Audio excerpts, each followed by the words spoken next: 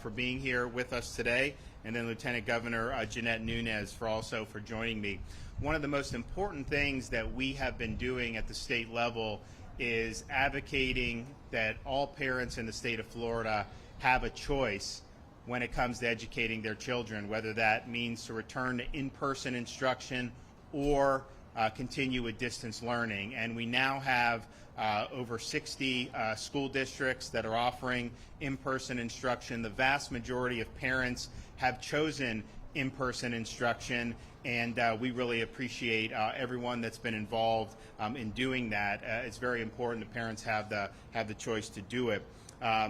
Here in Miami-Dade County, when the order was crafted by the Commissioner of Education, it reflected the counties that had already moved to Phase 2, which was every county in Florida except for Dade, Broward, and Palm Beach. As you know, Palm Beach is now Phase 2 county as well.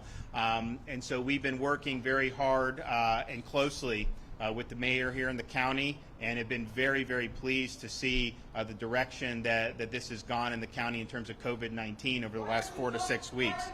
So.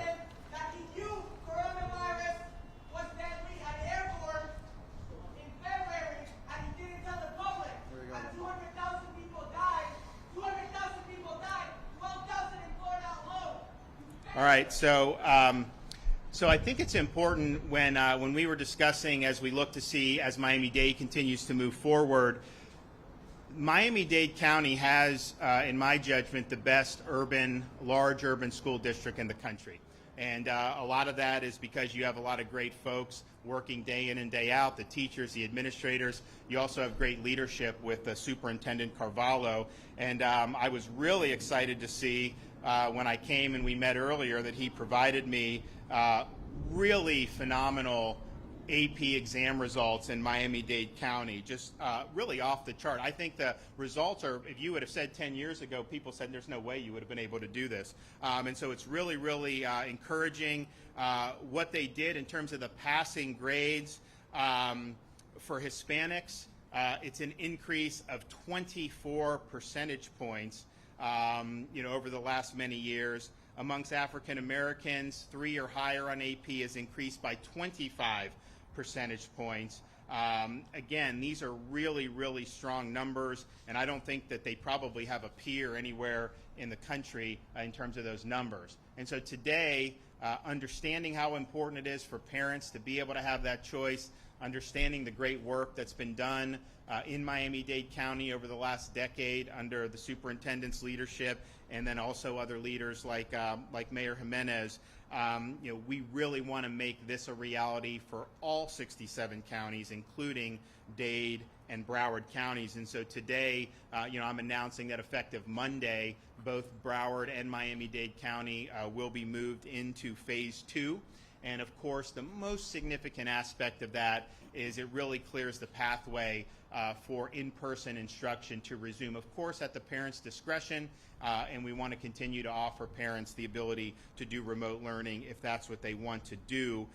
This is really, really important. I mean, we've had a very difficult 6 months, but it's been very difficult for kids. They were taken out of class in March, going to remote learning. Many of them did a good job under the circumstances, but it's just not quite the same.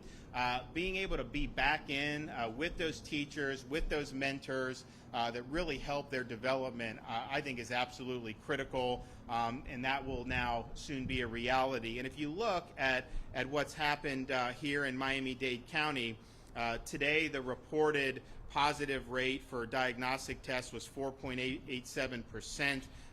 This was in the 20s. In July, and so they've had huge decreases.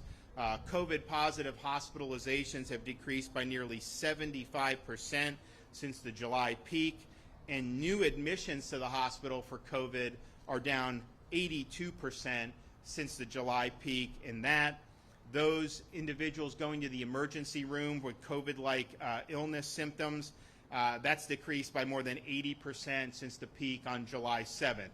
So Miami-Dade has gone so far in a good direction. Really appreciate that. And then Broward has done phenomenal as well. They're back at 3-4% in terms of their test positivity. Their hospitalizations are down by over 75% since the July peak.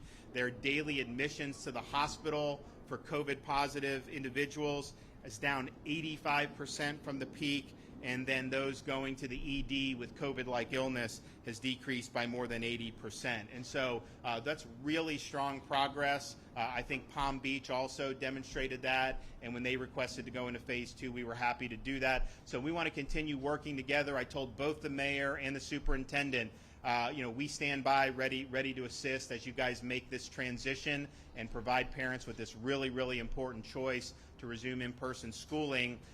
I believe this is important for all 67 counties that parents have this, but I especially believe it's important here in Miami-Dade because I think, let's just be honest, it's a lot easier to run a school district, in a rural county than it is in a big urban area. And so I think as they go and they show them how it's done, I think that's going to be great for the state, but I also think it'll be a model for the country. And so I look forward to seeing that and working together. We appreciate all that Miami-Dade's been able to do in education. And we do have some private schools that have had in-person and some charter schools. I think the Catholic schools are waiting for the county, and I think a lot of the charter schools as well. So this will be important for the school district, but it's also going to be important for some of those other schools that have basically been wanting to move together for in-person instruction, and I think that's true for Broward as well. So, Mayor, thanks for all your hard work. We're happy to turn it over to you. Thank you, Governor. I really appreciate it.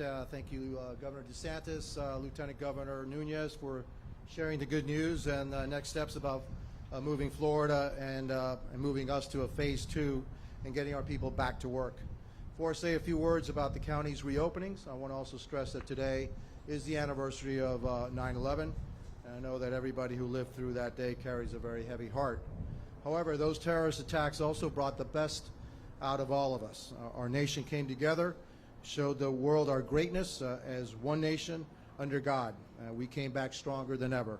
So today I'm optimistic that we're coming together here in Miami-Dade County to tamp down this pandemic that we have been facing since March. Very happy to say that thanks to our community doing their part and wearing masks and social distancing and practicing good hygiene, we're seeing great results. Today's positivity rate for Miami-Dade County is 6.3%. Hospitalizations continue to go down, so that gives our health workers, who have been heroes throughout this entire ordeal, a little bit of a break. And our elderly and those at high risk of the virus continue to be protected. I want to thank Governor DeSantis for his leadership and support to give Miami-Dade County the flexibility we need to get back to business. The state has been a great partner, and it's thanks to you, Governor. I really appreciate it. Now we're ready for more openings. So on Monday, my administration will be looking at what businesses we can reopen that were forced to close in June because of the spike after Memorial Day.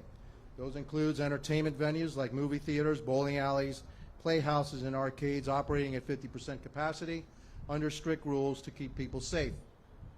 Let me be clear, the Miami-Dade County will not be opening up bars and nightclubs.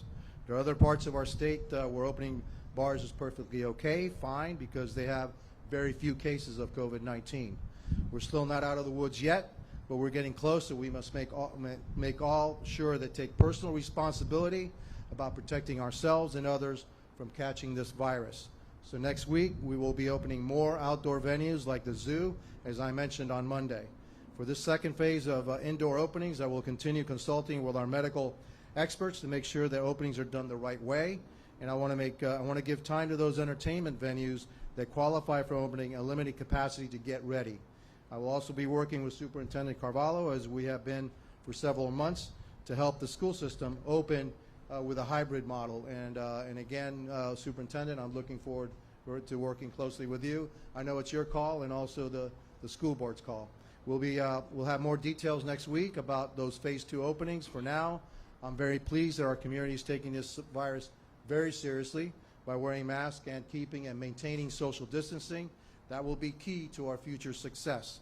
By working together and continuing to follow safety precautions, we can move forward and get our businesses back up and more people working again and keep them working.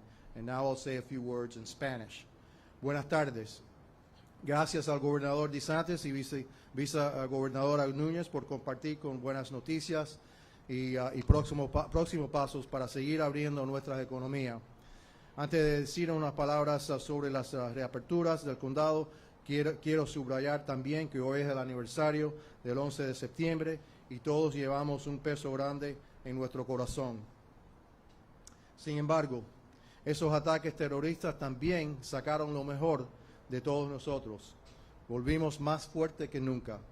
Así que hoy soy optimista que estamos unidos en nuestro condado para combatir esta pandemia.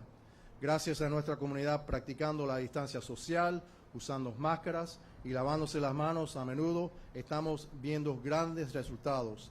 La tasa de positividad de hoy para Miami-Dade es solo un 6.3%. Nuestros hospitales siguen bajando y nuestros ancianos y aquellos con alto riesgo del virus siguen estando protegidos. Quiero agradecer al gobernador DeSantis por su liderazgo y apoyo para darnos la flexibilidad que necesitamos para seguir abriendo la economía. Así que el lunes mi administración estará mirando a qué negocios podemos reabrir que nos tuvimos que obligados a cerrar en junio. Estos incluyen lugares de entretenimiento como cines, boleras o bowling alleys, teatros y arcadas que fueran a operar al 50% de su capacidad bajo regulaciones estrictas. Déjame aclarar que Miami-Dade no abrirá bares y clubs nocturnos. Todavía no estamos al momento para abrir bares. Así que la próxima semana vamos a abrir más lugares al aire libre como el zoológico que mencioné el lunes. Para esta segunda fase de aperturas consultaré con nuestros expertos médicos para abrir de la manera correcta y quiero darle tiempo a los lugares de entretenimiento para prepararse para abrir. También trabajaré con el Superintendente Carvalho para ayudar al sistema escolar a abrir sus escuelas. Tendremos más detalles la próxima semana sobre estas aperturas de fase 2. Por ahora estoy muy contento de que nuestra comunidad se tome este virus en serio. Usando máscaras y practicando la distancia social será clave para nuestro éxito futuro. Trabajando juntos y siguiendo los protocolos podemos seguir adelante. Muchas gracias. Great. Well, thanks, Mayor, and happy to recognize the Superintendent, Alberto Carvalho. Thank you very much, Mr. Mayor, and welcome to Miami-Dade. I promise you this will forever be the best backdrop for a press conference you'll ever experience, probably. Thank you very much for your visit and your leadership. We appreciate, number one, the flexibility that's been extended to our district in terms of federal through state investments that have protected the viability of our school system, have allowed us to enhance sanitization and the preparation of our schools for the return of our teachers and students at the appropriate time. With the transition of our county to phase 2, effective Monday, that lifts a huge roadblock that has prevented us from taking additional steps. But that's not everything. Much like the mayor said, we are both informed by some of the best medical minds, some of the best public health minds in the country, right here in our community. And I can tell you, Mr. Governor and Madam Lieutenant Governor, that our school board had approved the reopening plan in consultation with those experts, declaring 8 specific criteria that have been measured over time.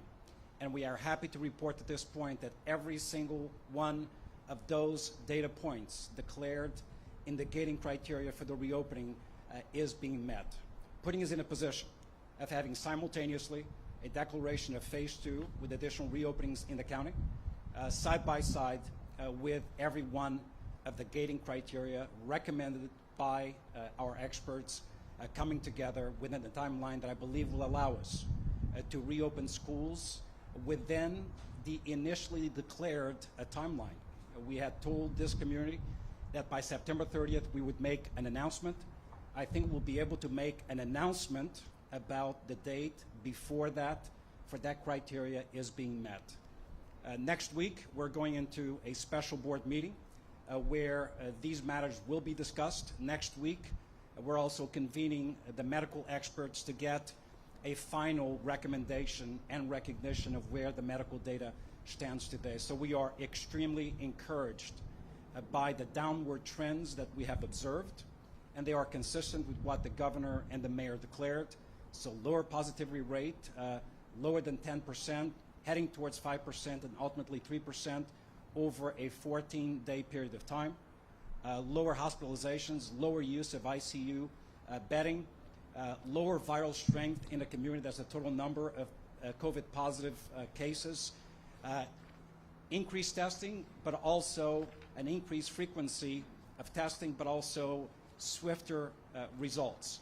All of those elements have moved in a very positive trajectory for our community, and combined with the declaration of Phase 2, it opens the doors literally to the possibility of a return to schools. The last thing I will say is that we know, and we have known all along, that the schoolhouse is the best place for children to learn. We know that parents, working parents, are facing challenges, and we recognize, and we've talked about that this week, that teachers have overcome incredible challenges, as have students, through their distance learning model here in Miami-Dade. So this is good news for everyone. Yes, there will continue to be choice in this choice district, and we have surveyed our parents, and parents will have a choice to continue to maintain distance learning, and now in this new platform that we have reinstated fully as of yesterday. But parents will also have the choice, based on the announcement next week, to return their children to school. And right now, our community has declared that about 51% of them want to do just that. We ought to satisfy that essential need for our community. Obviously, when they return, we will have in place all of the safety and precautionary measures in place, with increased sanitization cycles, with isolation rooms, with a nurse in every school, with appropriate social distancing. But I want to be clear, 6 feet of distance is probably not going to be possible in many schools. That's why the requirement of masks, self-assessment of students prior to leaving their homes, self-assessment of employees prior to leaving their homes, and declaration, so that the risk of contagion is significantly decreased. So, Mr. Mayor, Mr. Governor, Madam Vice Governor, welcome to Miami-Dade once again. And on behalf of the chair of the school board and the entire school board, our workforce, our teachers, parents, and students, we look forward to a schoolhouse reopening later on this month. Thank you. No, thank you. I think it's really important. And you mentioned this has been a very difficult time for a lot of parents. You're asked to potentially have to be working to provide for your family, but also having to juggle hands-on, helping to educate your child in an in-home environment. It's very, very difficult. And particularly, I think, the burden falls especially heavy on our working class parents, our lower income parents. And so you hear stories about these affluent families doing pods and doing all this other stuff, but we got a lot of people that don't have that luxury. And so having the ability to opt for in-person education is going to be so important to so many families throughout Miami-Dade County. So I'm really excited. I know the county has really been thinking about this for a long time. I think they have a good plan in place, and I was, because we have the other counties are in. They started football season. People started. I went to a high school football game up in North Florida. They were asking me whether Miami was going to go in, because they know that the football state championship is likely to run through Miami-Dade County. I said, look, I think we're going to get them there. So I know you guys would like to have a cleaner path to a state championship. But when you have the city that has the most NFL players come from it at any city in the country, we know we got to get them playing again. So we're really excited about doing that. Michael. If I could, before he starts, I'd like to make an announcement that the Combat COVID app is now available to be downloaded at the App Store, and also for the other devices. And this particular app, which is free to all Miami-Dade County residents, if you download it, all it will do is, if you have been in contact with somebody that has tested positive, will advise you that you have been in close contact with somebody who's tested positive and to go get tested. We urge everybody to please download this app. That will help us maintain a low positivity rate, as you can get notified much quicker that you've been in contact. There is no personal information that's interchanged. All you will know is that somebody that has meet the protocol, you've been in close contact for a certain amount of time with that individual at a certain distance, you should get tested. And so please, it's called Combat COVID, Miami-Dade County. It's free for Android and for Apple devices. So please download it. If you could all get that information out, we certainly appreciate it. That's also part of the reasons why we're able to open. Our contact tracing is much better, much more robust now than it was in the past. We are able to open up more and more businesses because we have these capabilities here in Miami-Dade County. Thank you, Governor. Great. Michael. Thank you, Governor. Lieutenant, I thought I heard Mayor Gimenez say positivity rate today on the dashboard in Miami-Dade was 6.6%, which I think leads me to say, are you rushing this? Well, we actually have it at 4.87. So I think if you take all the retests, you'll have a little bit higher because people retest, so that they're not doing it as much. So anyone who's kind of new that hasn't already tested positive, we have it at 4.87. I'd also say we've been doing in Miami-Dade now for probably over a month the point of care tests. So people that are symptomatic are going to places like Marlins Stadium, Hard Rock, out at Miami Beach, and that positivity has been under 10% for over a month. And we typically will get days where it's between 4 and 6. So those are symptomatic people with point-of-care testing. Some of these other tests, sometimes they get dated. We've seen data dumps. We've seen all these other things. So, no, I don't think so at all. And I think we had the same kind of questions asked with our other counties. Because, you had some counties didn't have a severe outbreak as Miami, but some of them were at 7.5%. They were on the way down. And I think what we've seen is with schools being open in person, the prevalence has continued to go down in all those places. We have not seen schools spark community outbreaks. We have seen the ED visits, the criteria that we're looking at here, that's happening statewide in all sectors of the state. And so I think it's important. And you also have to look at it as, our approach in Florida is, we have a health crisis with the virus, but we also have health crisis with a lot of other things that have gotten worse since this crisis with the virus began. Mental health, drug abuse, missed cancer screenings, missed medical, heart, stroke, people that didn't go in. That's very important. And then we also are saying we're going to do best over the long term on this if we have a healthy, strong society.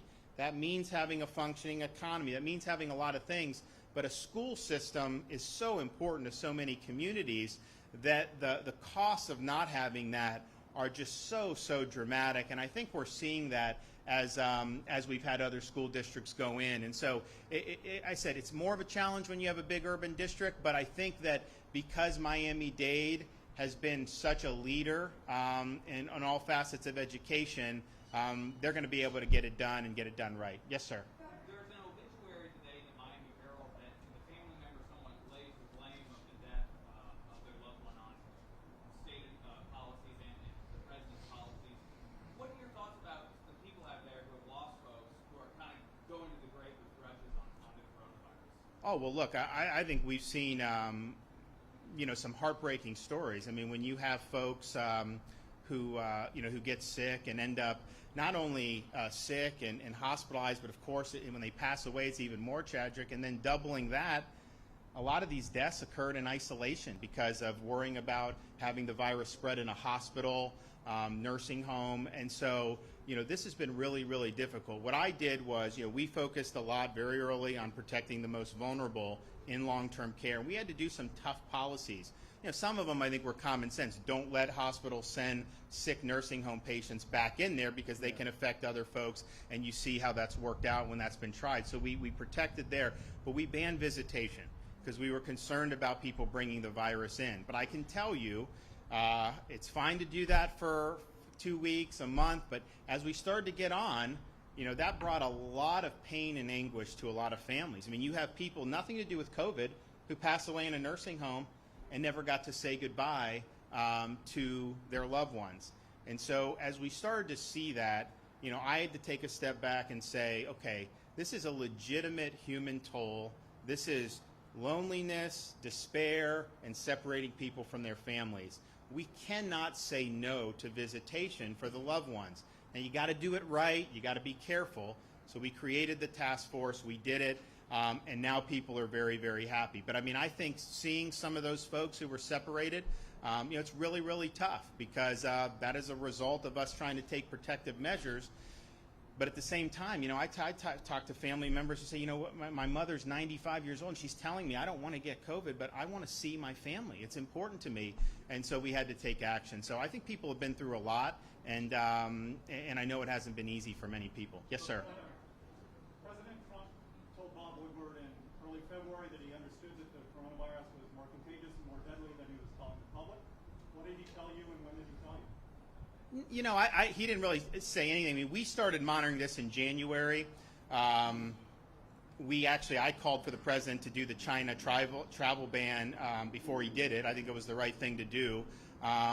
If you remember that time in February when he did the travel ban, he was criticized for doing that. A lot of people said, particularly, a lot of the folks on cable, that worry about common colds, worry about the flu, that this was an overreaction. Then obviously there was a change. I think there's been a lot of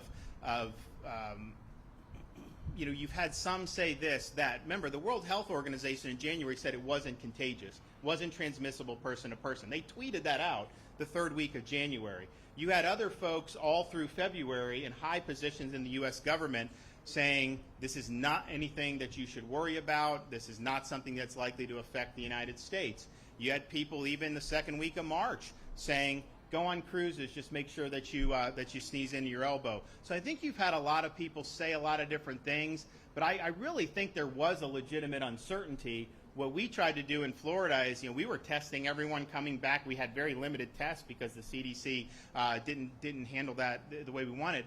But they're coming back from China. We were testing, trying to find, and I think we thought that it was not that widespread. I think in hindsight, this was something that was much more widespread in the United States in February than we had thought, and obviously it continued to grow from there. And but I remember back those days, there was just a lot that we didn't know. But no one ever told me, hey, we're going to say this, but really this is the case. We always thought that it was something that was very significant for people who were elderly and people who had significant underlying conditions. I think that was pretty clear as we got into February.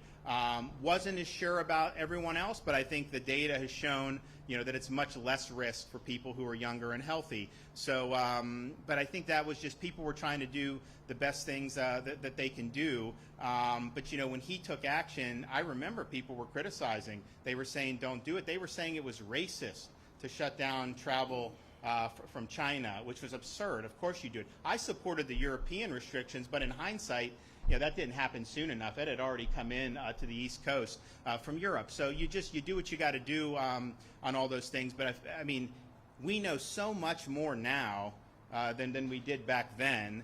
That sometimes people act like hindsight. I mean, there was really a lot of uncertainty in those early days. You talked about positivity rates being down, but go back to Memorial Day, where rates were much lower than they are now. That led to a loosening, and 6 weeks later, 200 Floridians were dying a day. What's going to make it different this time? Well, notice, we didn't shut down the state over the summer. People were saying to do that. I think an evidence-based approach would say that hasn't proven to be terribly effective. Now, we had not had a lot of prevalence in Florida in March, April, May. That's just the reality. What we had in South Florida was a spillover from the Northeast. But if you look across the Sun Belt, there just wasn't as much prevalence. It was a Northeast outbreak.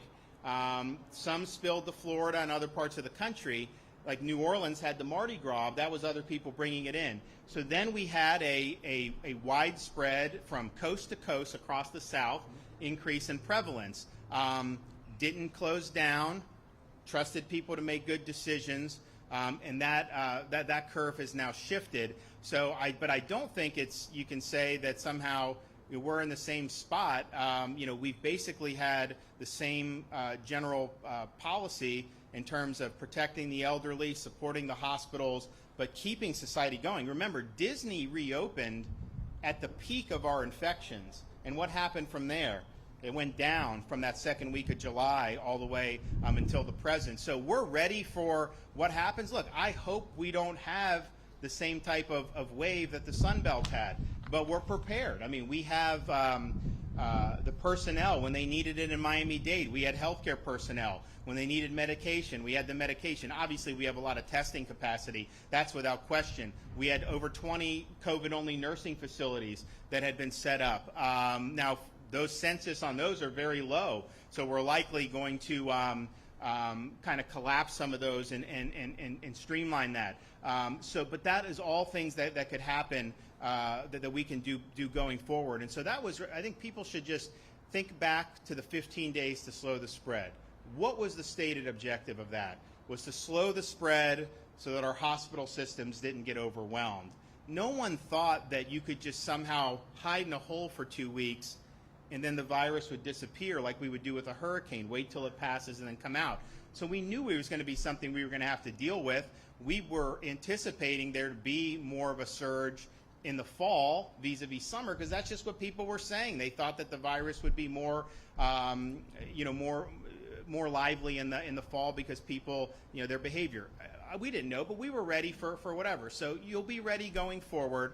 But I think that you have to tend to society's needs. You have to put people back to work. You have to educate our kids. And I think that that's going to be the approach that we continue to take. Yes, ma'am?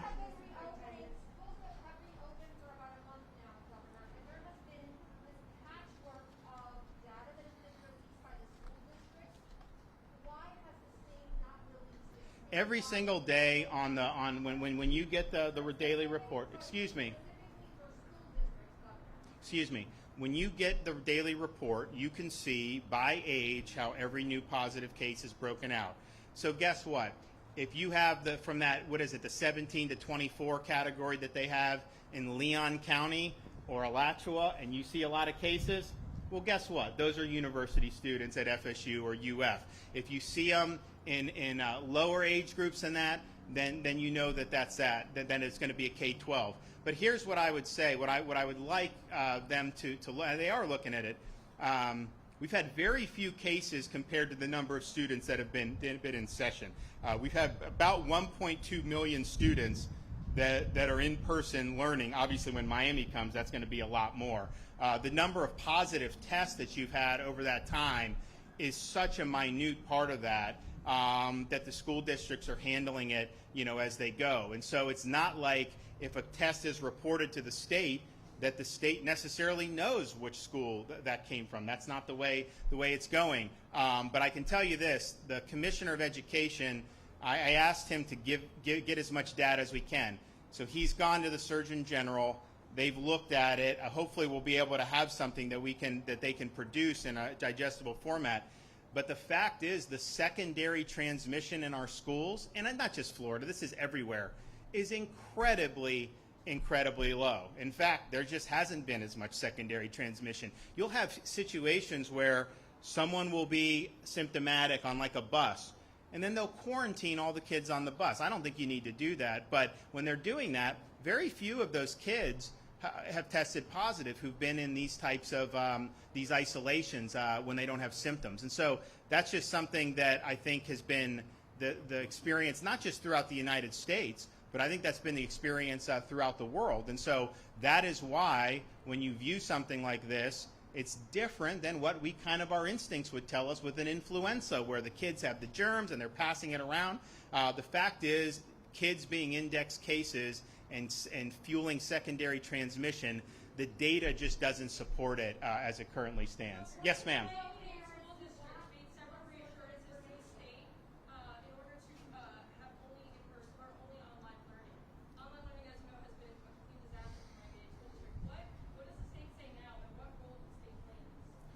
Oh, look, I mean, we're in a difficult situation. There's going to be bumps in the road, and you just deal with it.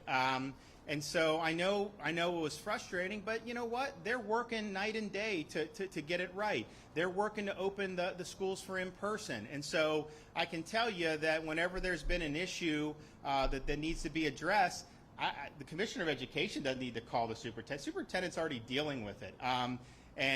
We stand by ready to help if there is more federal assistance coming down the pike. We obviously know that the schools would be a place where we may be able to make an impact, and so we stand ready to help with that as well.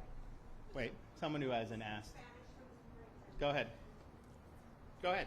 Spanish? Yeah, go ahead. Yep.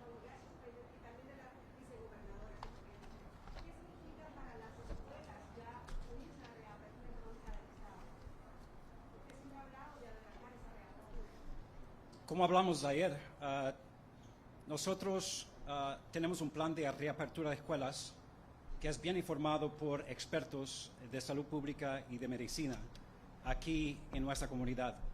Y ellos han declarado un plan aprobado por nuestra Junta Escolar que declara varios datos científicos y criteria necesaria para la reapertura de escuelas. Una reducción de la positividad, la tasa de positividad, una reducción de hospitalización aquí en nuestra comunidad, también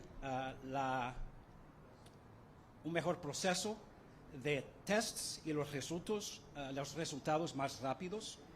Y claro, en este momento, con el anuncio que el lunes nuestro condado va a pasar a la fase 2, es sumamente importante porque todos los datos científicos necesarios para la reapertura de escuelas están mejorando. Pero era importante también alcanzar un punto de fase 2 para nuestro condado. Nos da a nosotros la oportunidad de tener una conversación muy franca, honesta, con nuestros asesores de salud pública. Lo vamos a hacer la semana que viene. Vamos a obtener las recomendaciones de ellos. También vamos a tener una reunión especial de la Junta Escolar para discutir los planes de reapertura. Vamos a continuar a seguir la información médica necesaria para proteger a nuestros niños y a nuestros empleados. Great. Well, I'm going to get going, but I just want to commend both the superintendent and the mayor. I know that they care very deeply about the families and about the kids, and you just see the results with the AP today. That's changing kids' lives to be able to have that type of opportunity here. And we're also happy to see the U back in action, and we really appreciate that working out. And we're glad that they were able to notch a victory. So good on you guys. Thanks. Is there a timeline for team resiliency on